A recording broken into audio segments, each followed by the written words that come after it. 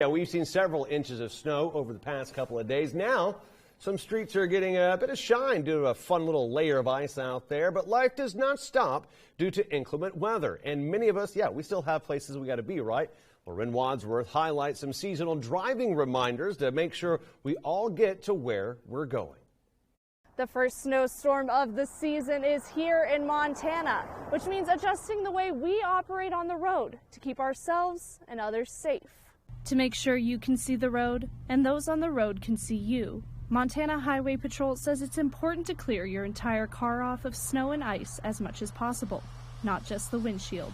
When driving, MHP also suggests avoiding areas of the road that are heavily packed with snow and ice when possible. Highway Patrol also reminds drivers that speed limits are set to indicate the maximum speed allowed in the most ideal conditions. When inclement weather is involved, MHP suggests slowing down to your comfortability, keeping a strong grip on your steering wheel, and when it comes down to it, trusting your instincts. If you feel uncomfortable, and we've all been there, like, I need to go really slow. 40 miles an hour on the interstate today felt slow. Turn your hazard lights on if you're at all concerned about traffic around you.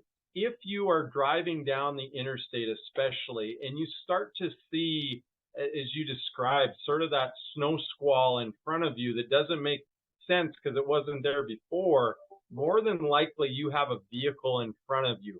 Trust your instincts there. If you see that snow squall, more than likely there's a vehicle ahead of you that's kicking up a lot of snow. And so we've had so many situations in the last 36 hours where people follow too close, they go through that snow squall, and all of a sudden there's a vehicle there and you might be involved in a collision. Nelson says to leave more room between you and other cars during inclement weather.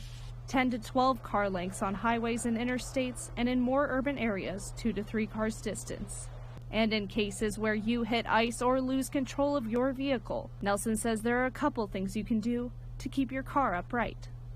Try not to hit your brakes. If you hit your brakes, don't slam on your brakes. Most vehicles today have anti-lock brake systems, and so a steady pressure on their brakes is adequate. That's going to let your tires keep turning, but the anti-lock brake system is going to come into effect. So it's going to sound a little like it's grinding.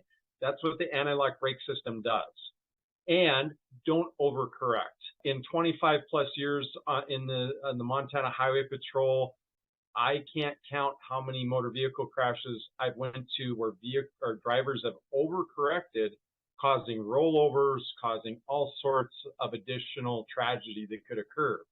So if you find yourself where you might have drifted off the roadway or there's something in the road that you might hit, don't overcorrect your vehicle, meaning small corrections go a long ways.